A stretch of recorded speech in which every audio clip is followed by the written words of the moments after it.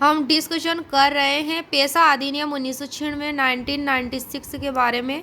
पेशा की full form है the Panchayats extensions to scheduled areas, मतलब विस्तार अधिनियम है अनुसूचित एरियाज में पंचायत का। वर्तमान में यह कानून 10 राज्यों में लागू है। कितने राज्यों में? 10 राज्यों में, जिनके क्षेत्र 5वीं अनुसूची के प्रावधान में आते हैं। कौन सी अनुसूची के प्रावधान में आते हैं? 5वीं अनुसूची में। तो उन 10 राज्यों का नाम है जहाँ पे पेशा अधिनियम लागू है।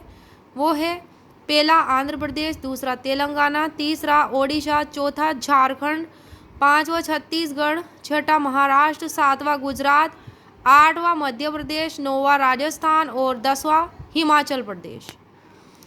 पेशा अधिनियम अनुसूचित क्षेत्रों में प्राकृतिक संसाधनों के प्रबंधन के संबंध में ग्राम सभा को विशेष शक्ति प्रदान करता है। पेशा अधिनियम जो है अनुसूचित क्षेत्रों में प्राकृतिक संसाधनों के प्रबंधन के संबंध में ग्राम सभा को विशेष शक्ति प्रदान करता है। किसको? ग्राम सभा को। किसके मामले में? प्राकृतिक संसाधनों के प्रबंधन के मामले में। पेशा अधिनियम मुख्यतः अनुसूचित जनजाति यानी आदिवासी लोगों के सामाजिक, सांस्कृतिक, आर्थिक और राजनीतिक जीवन की पहचान करने तथा उन्हें शक्तिशाली बनाने और उनको प्रोत्साहन से संबंधित है।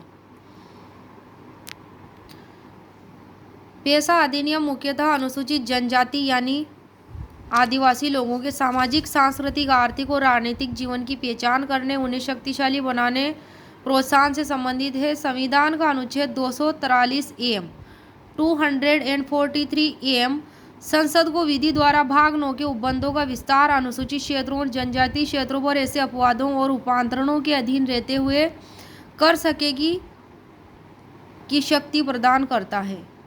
कौन प्रदान करता है? ये अनुच्छेद 243 एम किसको? संसद को प्रदान करता है कि वो ऐसी विस्तार की जो है शक्ति प्रदान करता है इसको, कि वो क्या कर सकेगी? अनुसूचित क्षेत्रों में विस्तार कर सकेगी संसद। और ऐसी विधि को अनुच्छेद 368 के प्रयोजनों के लिए इस संविधान का संशोधन नहीं समझा जाएगा। भूरिया समिति की सिफारिशों के आधार पर संसद ने पेशा अधिनियम लागू किया।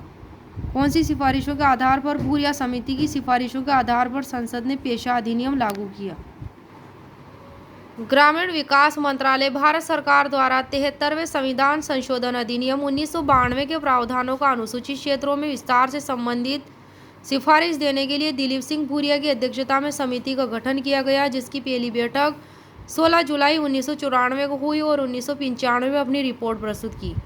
जनरली अनुसूचित क्षेत्रों को 73वें संविधान संशोधन के प्रावधानों की परिधि से बाहर रखा गया है।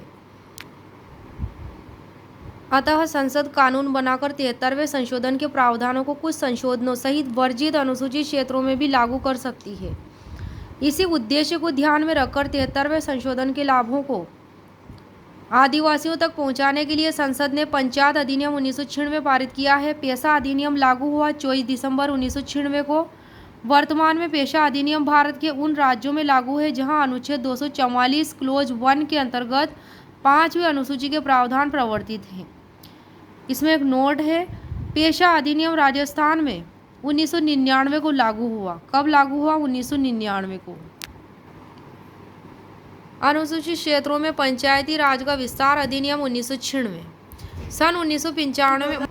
अनुसूचित क्षेत्रों में पंचायती राज का विस्तार अधिनियम 1996 सन 1995 में पंचायती राज का अनुसूचित क्षेत्रों में विस्तार किया गया और दिलीप सिंह भूरिया की अध्यक्षता में एक समिति 1996 ने अनुशंसा की कि पंचायतों का विस्तार अनुसूचित क्षेत्रों में भी होना चाहिए। यह कानून उन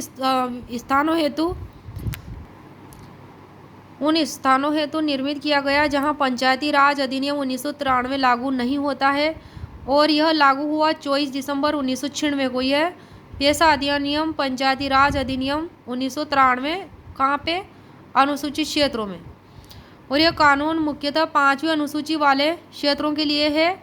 और इस अधिनियम का उद्देश्य क्या है? तो यह उद्देश्य है कि पंचायतों से जुड़े प्रावधानों को जरूरी संशोधनों के साथ अनुसूचित क्षेत्रों में विस्तारित करना, जनजातीय जनसंख्या को स्वशासन प्रदान करना, जनजातीय समुदायों की परंपराओं और रिवाजों की सुरक्षा तथा संरक्षण करना, जनजातीय समुदायों की परंपराओं और रिवाजों की सुरक्षा तथा संरक्षण करना है। इसका उद्देश्य सहयात्री लोकतंत्र के तहत ग्राम प्रशासन स्थापित करना, पारंपरिक परिपाटियों की सुसंगतता में उपयुक्त प्रशासनिक ढांचा विकसित करना।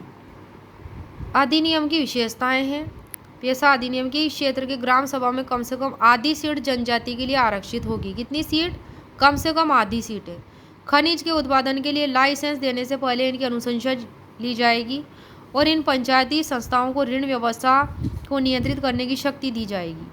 ग्रामीण बाजारों का विनियमन व भूमि बिक्री को रोकने के संदर्भ में इन संस्थाओं को विशेष अधिकार दिए गए हैं। सभी स्थानीय संस्थाओं के अध्यक्ष का पद जनजातीय लोगों के लिए आरक्षित किया गया तथा भूमि अधिग्रहण व खनन के लिए सरकार द्वारा ग्राम सभा तथा पंचायतों से विचार विमर्श किया जाएगा। तो ये इसकी विशेषताएं हैं इस एक्ट की।